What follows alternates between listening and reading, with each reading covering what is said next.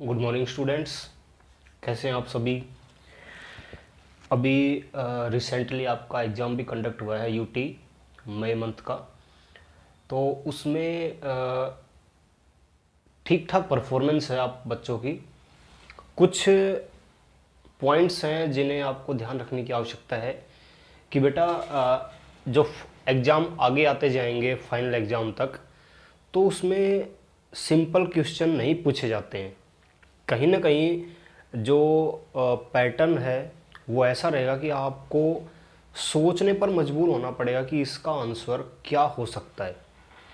इसलिए जो अपनी प्रिपरेशन है उसको थोड़ा सा और हाई लेवल पे लेके जाए, थोड़ा सा और एनालिटिकल बने, चीज़ों को छांटना, पहचानना, किसी भी मुद्दे के ऊपर अपने विचार व्यक्त करना, थोड़ा माइंड को सोचने पर मजबूर करना। तो कहीं ना कहीं आपको मानसिक जो कसरत है, जो मेंटल एक्सरसाइज है, उसको ज़्यादा करने की आवश्यकता है। वो कहते हैं ना, फिजिकली एक्सरसाइज करके अगर हम बॉडी बना सकते हैं, अपना शरीर बना सकते हैं, तो मेंटल एक्सरसाइज करके भी मेंटल को बूस्टअप किया जा सकता है। तो निरंतर अपने माइंड को हमेशा प्रोडक्टिविटी की तरफ ले जाए, क्रिएटिविटी की तरफ, कि हम किस पॉइंट पर कितना बता सकते हैं, कितना सोच सकते हैं, उसके बारे में क्या विचार व्यक्त कर सकते हैं। जब आपकी बुद्धि, आपका इंटेलिजेंस लेवल इस लेवल तक जाएगा ना, तो ऑटोमेटिक आपको फिर बुक्स में रट्टा मारने की आवश्यकता नहीं पड़ेगी। आप सिर्फ टॉपिक को एक दो बार अपने माइंड में गो थ्रू करोगे और आपको उसके बारे में कई बातें ऑटोमेटिक बतानी आ जाएंगी।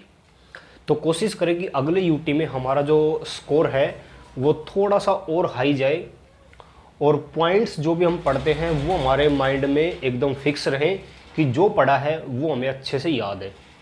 देखो, मैंने कहा कि भी फीचर्स बताने हैं आपको, फीचर्स ऑफ बिजनेस। अब इसके लिए जो पॉइंट्स लिखवाए थे मैंने, आप सबसे पहले उन पॉइंट्स को याद करो कि वो पॉइंट्स क्या क्या थे। अंदर का मैटर नहीं करना। अभी आपको जो हेडिंग है, पहले उस हेडिंग की अच्छे से नॉलेज होनी चाहिए, और बाद में उसके अंदर का जो मैटर है वो आपको रीड करना है।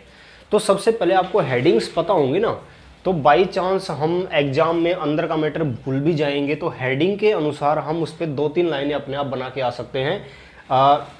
ईयर एंड तक हमारी प्रैक्टिस ऐसी हो जाएगी कि हम किसी भी हेडिंग को सुनकर उसके ऊपर अपने पॉइंट्स लिख सकते हैं। तो सबसे पहले आपका टारगेट होना चाहिए कि किसी भी हेडिंग की, यानी किसी भी मेन हेडिंग की जो सब हेडिंग्स होती हैं उनको अच्छे से याद करो, और उसके बाद उसको एक्सप्लेन करना आप सीखो। तो नेक्स्ट टाइम यही होना चाहिए कि आपको सारी हेडिंग्स जो हैं वो अच्छे से याद रहे। देखिए बेटा, हम चैप्टर नंबर 2.2 तक कर चुके हैं, पार्टनरशिप ऑर्गेनाइजेशन तक। हम यूनिट नंबर 2 पढ़ रहे हैं, और यूनिट नंबर 2 का जो मेन पर्पज है वो ये है कि हम डिफरेंट टाइप्स के बिजनेस के बारे में डिस्कस कर रहे हैं कि कितने टाइप के जो बिजनेसेस है वो चलाए जा रहे हैं। हमने कहा सोल प्रोप्राइटरशिप, जिसको अकेला व्यक्ति चलाता है, सारी जिम्मेदारी उसी की होती है, प्रॉफिट लॉस होता है वो सारा उसी को बियर करना पड़ता है। फिर हमने कहा कि भाई एक व्यक्ति से काम नहीं चलेगा, रिसोर्सेज और चाहिए, हमें लोग ज़्यादा चाहिए। तो हमने पार्टनरशिप बिजनेस को अपनाया, जहाँ पर कि 2 या 2 से ज़्यादा लोग होंगे, लेकिन ज़्यादा से ज़्यादा 50 व्यक्तियों तक मिलकर वो बिज़नेस किया जा सकता है। उसके अपने कुछ फीचर्स थे, कुछ लिमिटेशंस थी। उसके बाद हम आते हैं अपने अगले टॉपिक में, जिसका नाम है जॉइंट हिंदू फैमिली बिजनेस। आपने देखा होगा कि पारिवारिक बिजनेस चलाए जाते हैं हमारी कंट्री में, कि एक परिवार के जो दादा थे, परदादा थे, उनके टाइम से उस फैमिली में वो बिजनेस चला आ रहा है। यानी कि मेरे परदादा बिजनेस करते थे मसालों का, उसके बाद उसको मेरे दादाजी ने अपना लिया, उसके बाद उसको मेरे फादर ने अपना लिया, और जब मेरे फादर चले जाएंगे तो उसके बाद हमारे घर का जो बड़ा सदस्य होगा, यानी कि अगर मेरा बड़ा भाई है तो बड़ा भाई, नहीं तो फिर मैं। इस तरह से पीढ़ी दर पीढ़ी जो बिजनेस हमारे चलते आते हैं उसे हम कहते हैं joint Hindu family business. Joint Hindu family क्या हुई? वो फैमिली जिसके जो पूर्वज थे ना, पूर्वज, जिसको हम एंसेस्ट्रल कहते हैं, एंसेस्ट्रल, एंसेस्ट्रल का मतलब होता है पूर्वज। जिस परिवार के पूर्वज सेम होते हैं, यानी कि एक ही पीढ़ी के वो संतानें हैं, तो उन्हें हम कहते हैं जॉइंट हिंदू फैमिली, जिसमें दादा के बाद जो उनके भाई थे, उनके बच्चे थे, वो फिर उनके बच्चे, यानी एक संयुक्त परिवार जो होता है वो कहलाता है हमारा जॉइंट हिंदू फैमिली। और उस फैमिली के द्वारा जो भी बिजनेस कंडक्ट किया जा रहा है उनकी पीढ़ी दर पीढ़ी, उसे कहते हैं जॉइंट हिंदू फैमिली बिजनेस। ठीक है जी, तो ये मैंने बेसिक आपको बता दिया इसके बारे में। अब देखिए होता क्या है, कुछ टर्म्स मैं आपको बताना चाहूँगा। सबसे पहले एक टर्म्स होती है को-पार्सनर्स। को-पार्सनर्स, को-पार्सनर्स का मतलब होता है कि जो इंडिविजुअल्स होते हैं, इंडिविजुअल मेंबर्स ऑफ फैमिली, उस परिवार के जो सदस्य होते हैं उनको को-पार्सनर्स कहा जाता है। और वो जो सदस्य होते हैं वो common ownership of family property, यानी कि एक परिवार के जितने भी सदस्य हैं उन सदस्यों का उस परिवार की जितनी भी प्रॉपर्टी है, जितनी भी संपत्ति है, उस सब के ऊपर उनका समान अधिकार होगा। इसे कहते हैं को-पार्सनर्स। जैसे एक बच्चे ने जन्म लिया, जन्म लेते ही वो उस परिवार की प्रॉपर्टी का हिस्सेदार बन जाता है, ऐसा हमारे हिंदू एक्ट के अंदर लिखा हुआ है।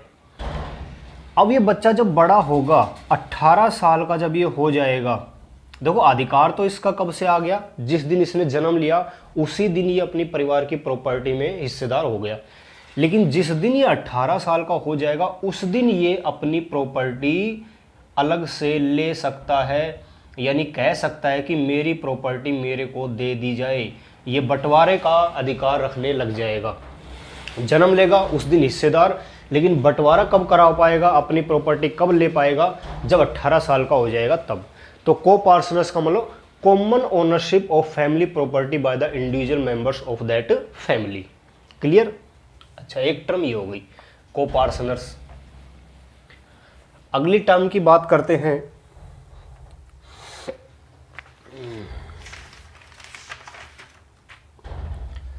अगली टर्म है कॉमन प्रॉपर्टी। हमने कहा कि कॉमन जो प्रॉपर्टी होती है उस परिवार की, उसमें सभी सदस्यों का अधिकार होता है, इसे ही को-पार्सनरी कहा जाता है। अब वो कॉमन प्रॉपर्टी क्या होती है?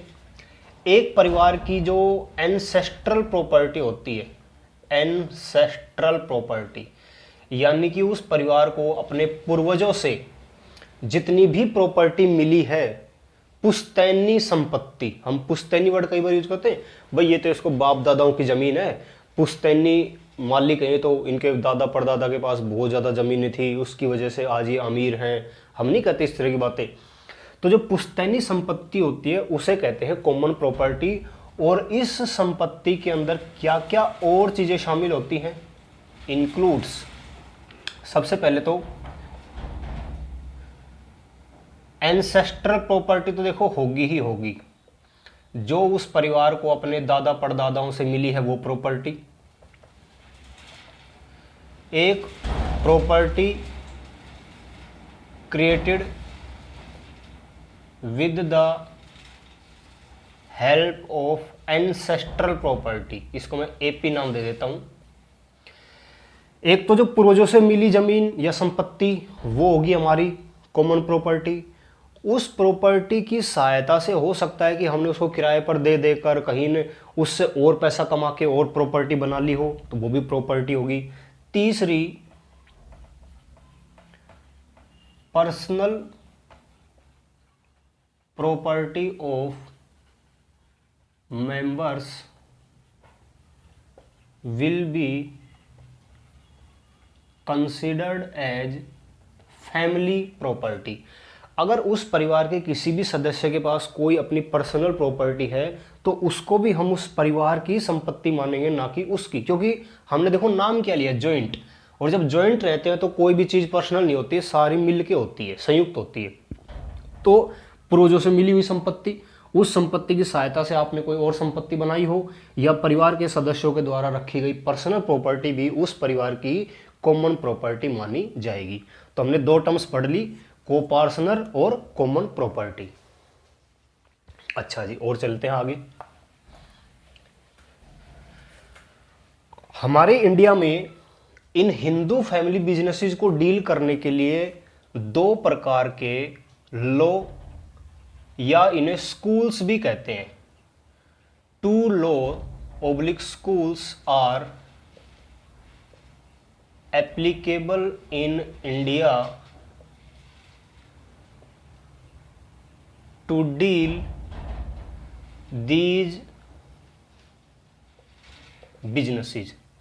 ये जो जॉइंट हिंदू फैमिली बिजनेस हमारी कंट्री के अंदर चलाए जा रहे हैं, यानी जितने भी संयुक्त परिवार के द्वारा जो बिजनेसेस चलाए जा रहे हैं, उनको डील करने के लिए, उनको रेगुलेट करने के लिए हमारे इंडिया में दो प्रकार के कानून या दो प्रकार की कम्युनिटीज कह सकते हैं, स्कूल्स कह सकते हैं, वो एप्लीकेबल होते हैं। वो स्कूल देखो क्या कहते हैं। पहला स्कूल, पहले स्कूल का नाम है मिताक्षरा।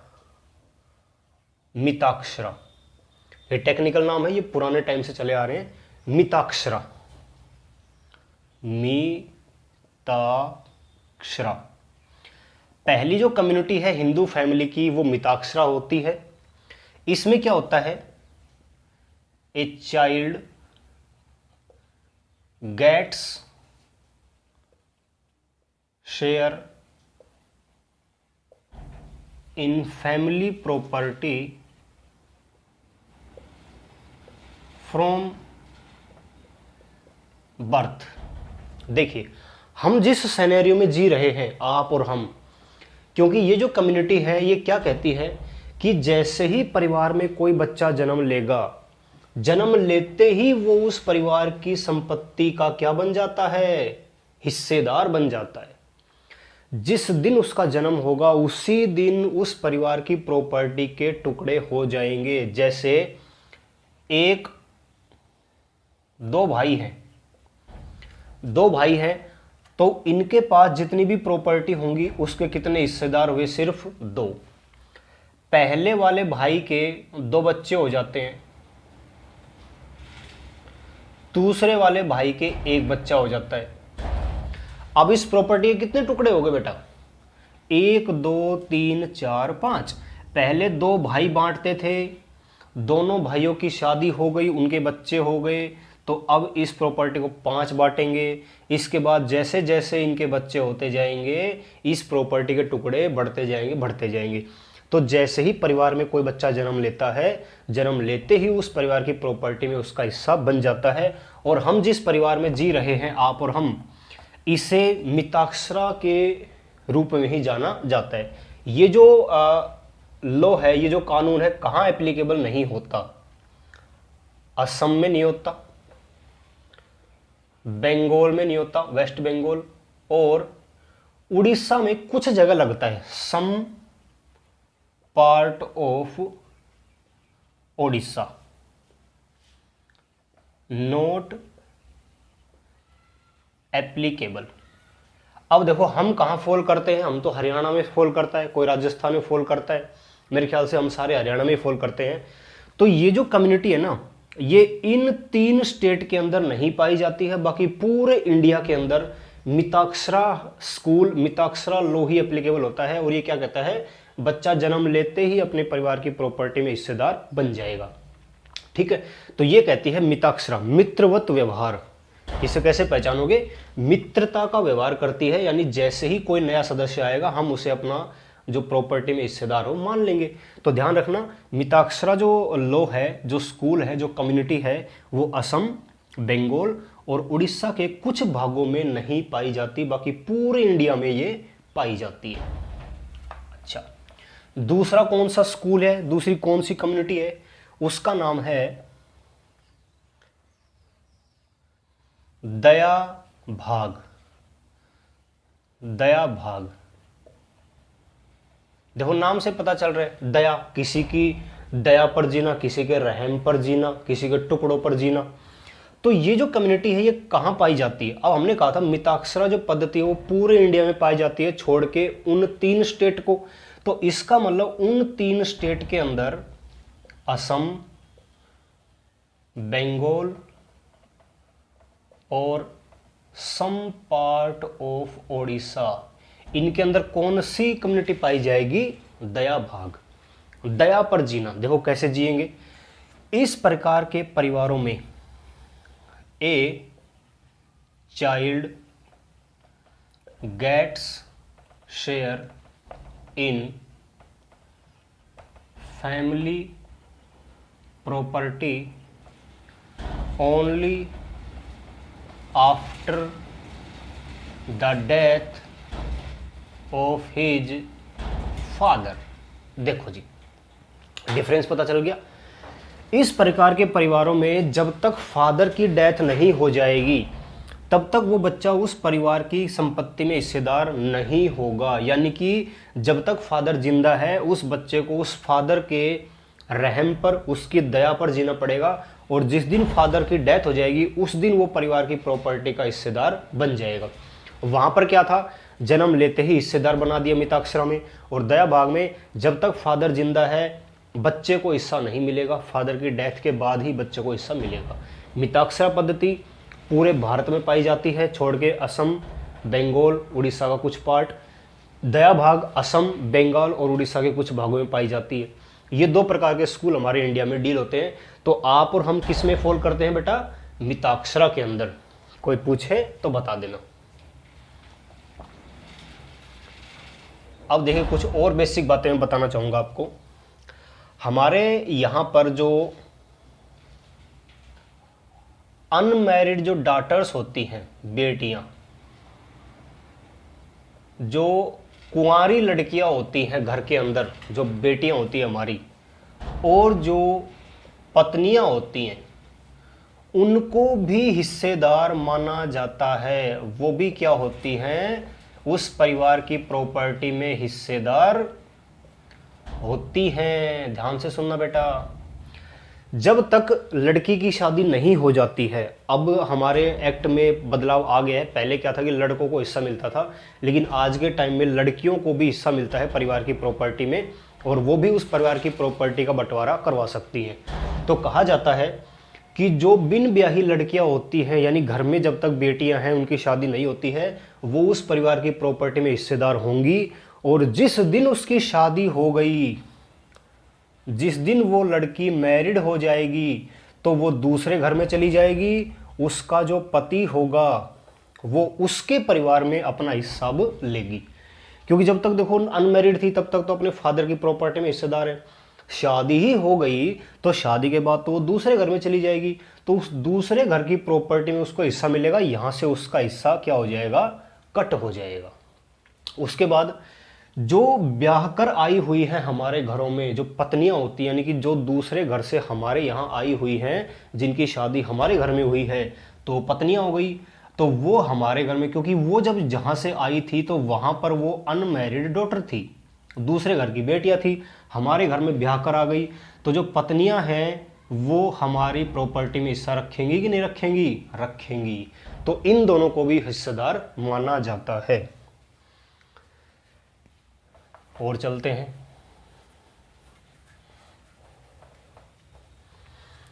देखो ये मैंने पेज नंबर 1 और 2 के बारे में थोड़ा सा डिस्कस कर दिया। अब देखिए जॉइंट हिंदू फैमिली बिजनेस का मतलब, a business which is run by the members of a family under the control of कर्ता मुखिया of that family। एक ऐसा बिजनेस जो कि एक परिवार के सदस्यों के द्वारा चलाया जाता है कर्ता या मुखिया के नियंत्रण में। ध्यान रखना, जो परिवार होता है उसके अंदर सबसे बड़ा सबसे बड़ा जो मेल मेंबर होगा, पुरुष सदस्य, वो उस फैमिली का कर्ता माना जाए। कर्ता यानी कर्ता धर्ता, मेन हेड, हेड जिसको कहते हैं ना। तो हेड को जॉइंट हिंदू फैमिली बिजनेस के में भाषा में एक शब्द दिया गया है जिसको हम कर्ता या मुखिया के नाम से जानते हैं। तो आपको ये याद करना पड़ेगा, कर्ता या मुखिया वो होता है जिसके कंट्रोल में एक हिंदू फैमिली का बिजनेस चलाया जाता है। ठीक है, तो ये कौन होता है? घर का सबसे बड़ा पुरुष सदस्य मेंबर वो होगा, वो माना जाएगा कर्ता। ठीक है बेटा, तो ये हमने 2 पेजेस को डील कर लिया है। अब हम पेज नंबर 3 पे आते हैं। पेज नंबर 3 क्या कहता है?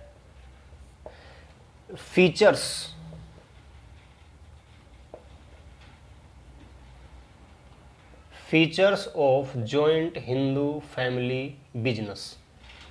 जॉइंट हिंदू फैमिली बिजनेस के फीचर्स क्या होंगे, इसके अंदर क्या क्या विशेषताएं पाई जाती है, तो एक एक करके डील करेंगे। सबसे पहले लिखा है operation according to Hindu law. एक एक को सुनते रहना। इस बिजनेस को डील जब किया जाएगा तो इसके ऊपर जो हिंदू लॉ के जो प्रोविजंस एप्लीकेबल होते हैं, जो कि कानून व्यवस्था के अंदर बनाए हुए कि एक हिंदू परिवार किस तरह से अपने बिजनेस को चलाएगा, वो सारे नियम इसके ऊपर एप्लीकेबल होंगे। सारे सदस्य इस परिवार के या जो भी हैं वो इस बिजनेस के मेंबर्स माने जाएंगे। इस बिजनेस का हेड कौन होगा? इस परिवार का जो सबसे बड़ा मेल मेंबर होगा, कर्ता, उसको होगा। तो ये होती है हमारी हिंदू लॉ के अकॉर्डिंग इस बिजनेस का चलाया जाना। दूसरा है मैनेजमेंट बाय कर्ता, MGT। इसको शॉर्ट में लिखते हैं ना, ये होता है मैनेजमेंट। इसको शॉर्ट में हम इस तरह लिखते हैं। अब देखो, हमने शुरू में कहा था कि जो परिवार का जो मुखिया होता है वो उस परिवार का सबसे बड़ा सदस्य होता है, उसको हेड कहते हैं। तो उस बिजनेस को जब कंट्रोल किया जाएगा या चलाया जाएगा, ऑपरेट किया जाएगा, मैनेज किया जाएगा, वो किसके द्वारा किया जाएगा? उस परिवार के उस कर्ता के द्वारा। ठीक अच्छा जी, अब ये कह रहा है इसी के अंदर, इस हेडिंग को मैं यहाँ से पढ़ता हूँ, दूसरी को मैनेजमेंट को करता हूँ। इसमें लिखा जो कर्ता की जो लायबिलिटी होगी ना वो अनलिमिटेड होगी, उसको मैं अगले पॉइंट में करवाऊंगा। लेकिन यहाँ पर एक पॉइंट ध्यान रखना कि जब कर्ता के द्वारा मैनेजमेंट किया जा रहा है तो इसकी अप्रूवल के बिना एक भी कॉन्टैक्ट नहीं होगा। यानी परिवार के अदर सदस्य किसी दूसरे बिजनेस के साथ कोई डील करना चाहते हैं तो जब तक वो कर्ता से नहीं पूछ लेंगे, इसकी अप्रूवल नहीं मिल जाएगी, वो सामने वाली पार्टी से किसी भी प्रकार का कोई भी कॉन्टैक्ट नहीं कर पाएंगे। ठीक है, तीसरा है लायबिलिटी के ऊपर। लायबिलिटी जो मेंबर्स होंगे ना उस परिवार के, कर्ता को छोड़कर, उनकी लायबिलिटी तो होगी लिमिटेड, लेकिन जो कर्ता है उसकी लायबिलिटी होगी अनलिमिटेड। क्योंकि देखो, उसको हेड बनाया गया है, बाकी सदस्य जो हैं उसको हेड मानने के लिए तैयार है, तो क्या कहेंगे कि भाई देखो हमने कर्ता को हेड माना है इसको, तो इसकी लायबिलिटी अनलिमिटेड करो, क्योंकि ये हम पे आदेश चलाएगा, हमसे काम करवाएगा, तो इसकी लायबिलिटी अनलिमिटेड करो और हमारी करो लिमिटेड। यानी मेंबर्स का जितना हिस्सा बनता है उस परिवार की प्रॉपर्टी में, वो तो जिम्मेदार होंगे वहां तक, जबकि जो कर्ता है उसकी लायबिलिटी अनलिमिटेड होगी, उसको कहीं से भी पैसा चुकाना पड़ेगा लाकर। तो ये है लायबिलिटी के ऊपर पॉइंट। नेक्स्ट है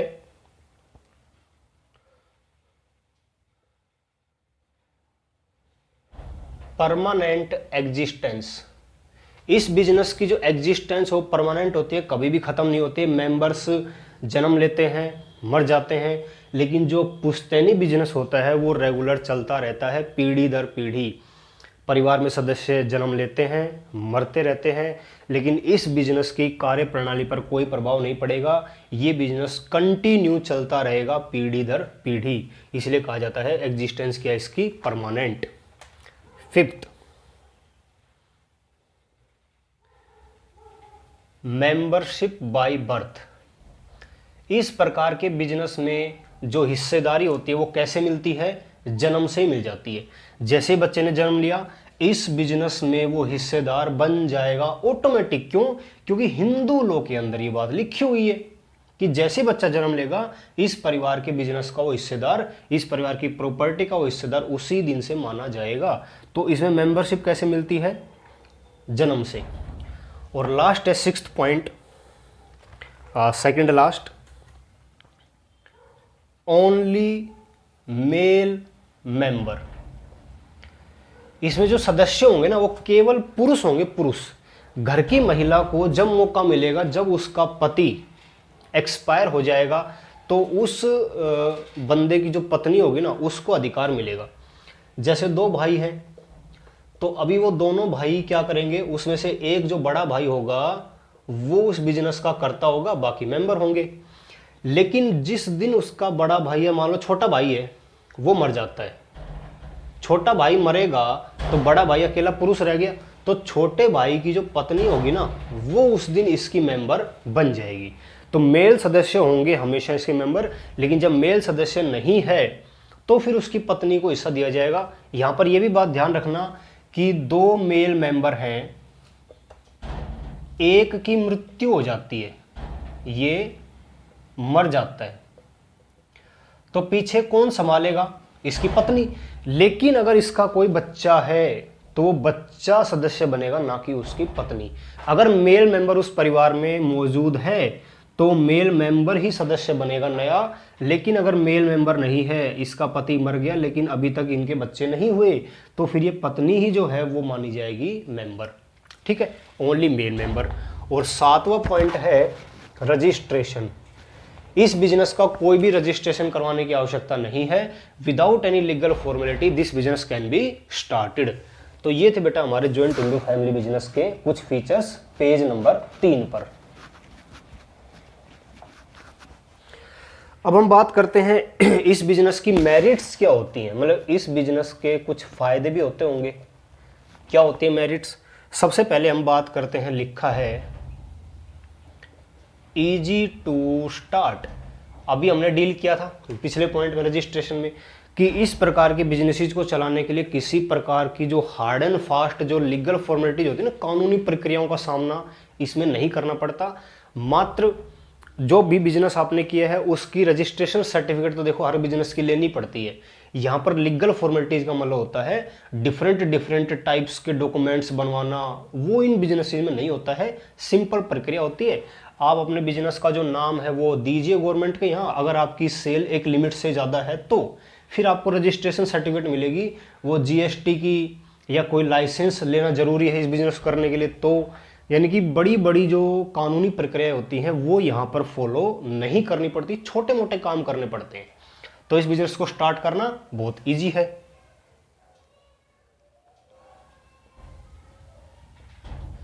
दूसरा पॉइंट है सीक्रेसी। क्योंकि सारी इंफॉर्मेशन कर्ता के पास होती हैं, कर्ता जो होता है वो सारी इंफॉर्मेशन अपने पास रखता है, बाकी मेंबर्स से शेयर नहीं करता है। तो जो सीक्रेसी होती है वो मेंटेन रहती है और कर्ता जो है अपने बिजनेस के बारे में बेटर डिसीजन ले सकता है क्योंकि इसको पता है सारी प्रक्रिया। तीसरे पॉइंट की बात करें, कहता है डायरेक्ट कॉन्टैक्ट विद कस्टमर। जो कर्ता है उसका सीधा संपर्क रहता है कस्टमर्स से, क्योंकि मेन डीलर वही होता है। तो जब कस्टमर से सीधा डील करेगा तो कस्टमर की क्या प्रेफरेंसेस हैं, क्या उनका टेस्ट है, क्या उनका फैशन है, क्या उनकी प्रतिक्रियाएं हैं, वो सारी कर्ता को पता रहेंगी। तो कर्ता उनके अकॉर्डिंग ही डिसीजन लेकर अपने बिजनेस को बढ़ा सकता है। तो एक इसका ये फायदा है कि कर्ता के पास सारी सूचनाएं अवेलेबल होती हैं। फोर्थ है प्रॉम्प्ट डिसीजन। प्रॉम्प्ट का मतलब होता है बहुत ही जल्दी, बिना किसी देरी के। प्रॉम्प्ट कर्ता चूंकि सारी इंफॉर्मेशन कैरी करता है अपने आप में, सारे डिसीजन उसको ही लेने होते हैं, तो अदर मेंबर्स को बताएगा जरूर, वो हल्का फुल्का, लेकिन ऐसा नहीं कि बाकी मेंबर्स की वो बात मानेगा ही मानेगा। एक बार उनसे कंसल्ट जरूर करेगा, लेकिन जो मेन डिसीजन है वो खुद के माइंड के बेस पर लेगा। तो कर्ता जो है वो ज़्यादा डिस्कशन करता नहीं है, अपने माइंड के हिसाब से चलता है और जो उसको उचित लगता है वो तुरंत उस पर फैसला ले लेता है। तो यहाँ पर जो डिसीजन होंगे ना वो बहुत ही फास्ट होते हैं, जैसे सोल प्रोप्राइटरशिप में थे, क्योंकि वहां पर उसे दूसरों से कंसल्ट नहीं करना कि मैं करूं कि ना करूं, वो खुद सोचता था करना है तो करना है, नहीं करना तो नहीं करना। ऐसा ही यहां पर होता है, कर्ता को जो उचित लगेगा वो डिसीजन लेता है, इसलिए डिसीजन यहां पर क्या होते हैं, बहुत ही फास्ट होते हैं। नेक्स्ट है advantages of inheritable quality. Advantage का मतलब होता है फायदा, एडवांटेजेस मतलब फायदा।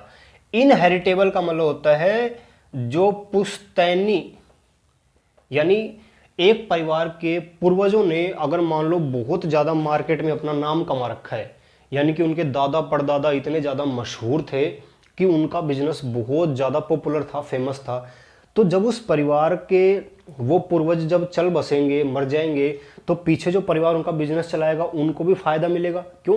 क्योंकि उनके दादा परदादा ने इतनी इज्जत कमा रखी है समाज के अंदर कि उनका बिजनेस दिन ब दिन बढ़ता ही जा रहा है। क्यों? क्योंकि वो अपने कस्टमर्स के साथ इतना बढ़िया डील करते थे कि आज भी कस्टमर जो है वो इस बिजनेस के साथ जुड़े हुए हैं। तो पारिवारिक बिजनेस से क्या होता है कि अगर हमारे परिवार के जो पूर्वज थे उन्होंने अच्छी मेहनत करी है, बहुत सम्मान कमाया है समाज में, तो उस सम्मान का फायदा हमें भी मिलेगा।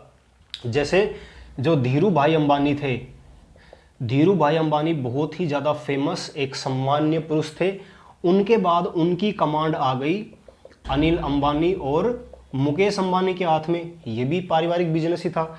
लेकिन अनिल अंबानी कहीं ना कहीं उस बिजनेस को कैरी करने में फेल हो गया, लेकिन मुकेश अंबानी ने धीरू भाई अंबानी के जैसे ही, यानी आज भी इस बंदे की आप हिस्ट्री पढ़ोगे ना, बहुत ही सिंपल स्वभाव का बंदा है, ज़्यादा फैशनेबल कपड़े नहीं पहनता है, बहुत ही मतलब कि डाउन टू अर्थ जिसको कहते हैं, उस प्रकार का ये व्यक्ति है। और इसी वजह से इसने इस अपने फादर की जो सम्मान है उसको आज भी बरकरार रखा है। ठीक है।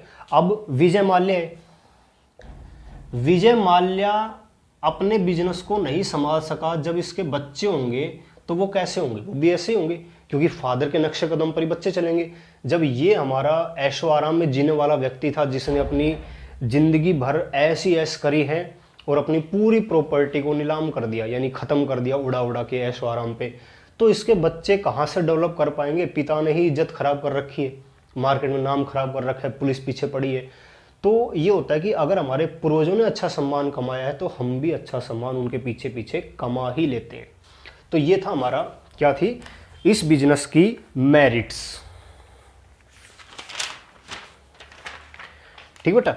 तो एक लास्ट इसमें पॉइंट, क्योंकि छोटा सा चैप्टर है, ज़्यादा इसमें लंबा टाइम नहीं लगाएंगे हम, छोटा सा टॉपिक है, इस लास्ट कॉन्सेप्ट को ख़त्म करके इस चैप्टर को हम फिनिश कर देते हैं। लास्ट जो हमारा टॉपिक है इस चैप्टर का वो है लिमिटेशंस। हमने पहले डिस्कस किया था कि किसी भी चीज़ की फायदे भी होते हैं, उसके नुकसान भी होते हैं, चाहे कैसा ही कोई काम हो। तो सबसे बड़ा इसका जो मतलब जो मेन लिमिटेशंस होंगी इस बिजनेस की, क्या क्या नुकसान होंगे, उसके बारे में सबसे पहले कहा गया है लिमिटेड रिसोर्सेज। लिमिटेड रिसोर्सेज की वजह से, यानी कि पैसे, देखो परिवार के पास, परिवार है, परिवार के पास अगर मान लो प्रॉपर्टी नहीं है, वो बिजनेस इतना ज़्यादा डील नहीं होता था, छोटा बिजनेस है, तो उस परिवार के पास लिमिटेड रिसोर्सेज होंगे, पैसे का अभाव होगा।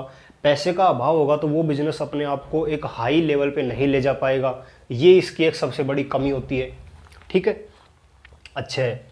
उसके बाद नेक्स्ट है अनलिमिटेड लायबिलिटी। अभी हमने डिस्कस किया था कि जो कर्ता है उसकी लायबिलिटी अनलिमिटेड होती है, तो ये भी एक सबसे बड़ा डर होता है कि अगर बिजनेस मान लो नहीं चला, डूब गया, तो भैया इनका तो सब कुछ नीलाम हो जाएगा, बर्बाद हो जाएंगी, एक इसकी ये सबसे बड़ी कमी है। उसके बाद है